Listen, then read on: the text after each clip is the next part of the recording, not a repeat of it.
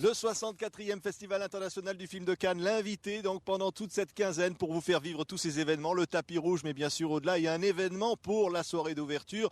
Le groupe R, mondialement connu, ces deux Versaillais, avec cette musique électro, cette French touch comme on dit, qui va faire l'ouverture, c'est-à-dire que pendant la soirée d'ouverture, avec Woody Allen, avec tout le monde, eh bien on va voir un événement, c'est-à-dire un film qui a 109 ans, et vous avez réalisé tous les deux la musique de ce film.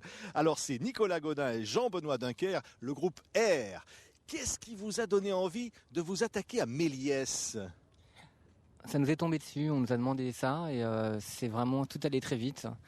On n'a pas eu beaucoup de temps pour faire la musique et à ce moment-là, on est en train de faire d'autres projets annexes et puis notre album. Donc on a un petit peu créé dessus, pris des musiques à droite à gauche et ça s'est très bien combiné. Ouais, c'est un film qui dure 14 minutes, qui à l'époque de la création, donc on est en 1903, était exceptionnellement long, mais c'est un vrai film, il y a une vraie histoire, hein, c'est ça qui vous a passionné. Oui, l'idée c'était de raconter l'histoire en musique, puisque à l'époque il y avait des bonimenteurs, notamment sur la première scène de l'Assemblée d'astronomie incohérente, et sans ce bonimenteur on se retrouvait parfois sans indication pour le public, et donc l'idée c'était d'avoir une espèce de chemin directeur comme ça qui pourrait guider le spectateur tout au long du film. En 2002, Serge Brandberg avec les équipes de Lobster ont retrouvé dans une cinémathèque quelque part la version coloriée de ce film, image par image. Regardez un extrait.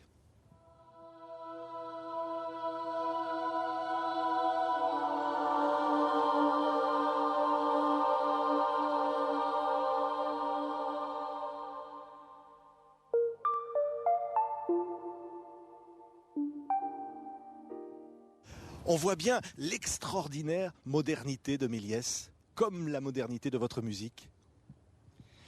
Oui, c'est impressionnant. Et ce qui est curieux, c'est que ça donne lieu à une renaissance, finalement, parce que la couleur n'était pas là originellement, ni la musique, donc c'est une autre œuvre, quelque part, qui renaît. Et ça, c'est fantastique. On a beaucoup de chance. Et puis... Bon, Georges Méliès devait être sûrement un des premiers réalisateurs du cinéma. Il a pour la première fois inventé des trucs et des effets spéciaux. C'était un prestidigitateur à l'origine, hein ? Oui. Oui, c'est vrai. Il se servait de la caméra pour l'aider dans ses tours. Hein. Et d'ailleurs, mais on en discutait tout à l'heure à table, ce film-là est un de ceux qu'il a fait où il y a moins de magie. Donc c'est surtout des décors, de la mise en scène, des couleurs justement peintes à la main. C'est quelque chose...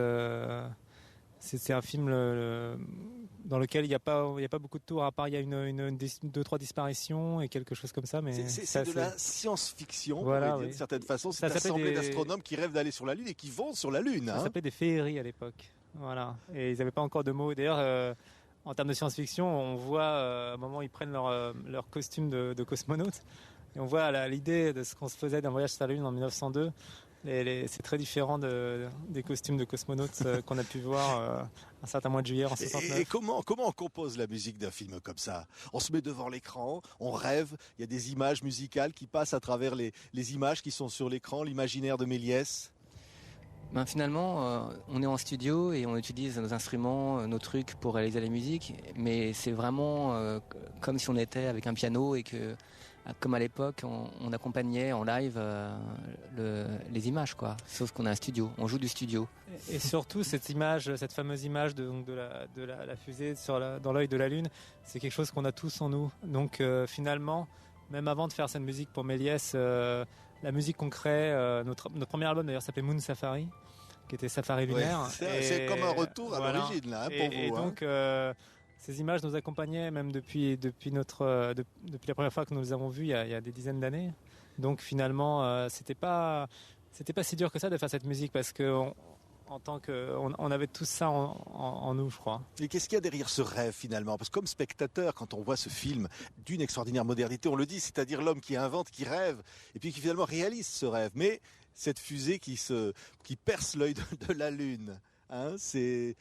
Moi, je trouve ça très onirique. C'est vraiment, on a l'impression de rêver. Enfin, c'est vraiment, voilà, c'est ça. Et puis, et c'est surtout, je pense, l'imagination de Georges Méliès qui devait être débordante Enfin, à l'époque, c'était un des premiers justement à construire un film, quoi. C'est vraiment c'est le début du cinéma réalisé. Ouais.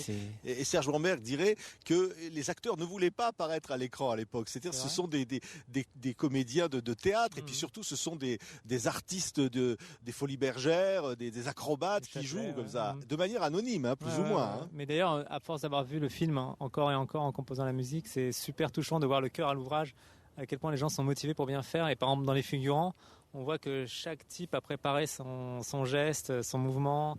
Les costumes sont incroyables dans les détails parce que de le voir, j'ai pu voir des détails. D'ailleurs, c'est ça qui est intéressant quand on fait des musiques de films, on découvre le travail de metteur en scène et d'acteur parce que on découvre des choses qu'on ne peut pas voir en une fois quand on regarde un film. C'est en remettant l'ouvrage sur l'établi qu'on s'en rend compte. Donc un film projeté en 1903 et 109 ans après, on écrit une musique. Mais les deux vont ensemble, c'est une sorte de dialogue avec l'au-delà, non, quelque part.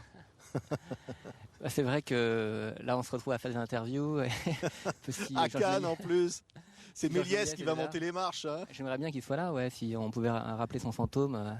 Et Woody Allen qui va voir le film avec votre musique là dans la salle ici à Cannes pour la soirée d'ouverture. Et Méliès, donc, ça vous touche? Oui, c'est surtout ce qui était très agréable dans ce film de Méliès, c'est qu'on avait justement dans le temple du cinéma ici avec tous les réalisateurs qu'il y a. On avait quand même chaque réalisateur a un peu une relation névrosée avec son film et là pour une fois le réalisateur nous a fichu la paix et donc on a pu créer en toute liberté la musique. C'est une très belle aventure. Le groupe R, donc l'événement qui a composé la musique originale de Méliès, l'un des premiers films de l'histoire du cinéma en 1903 qui va faire l'ouverture de ce 64e Festival international du film ici à Cannes devant Robert De Niro et tous les autres. Merci d'avoir été nos invités. Nous on se retrouve demain avec d'autres invités. On est pendant 15 jours sur la Croisette, l'invité de TV5 Monde à Cannes.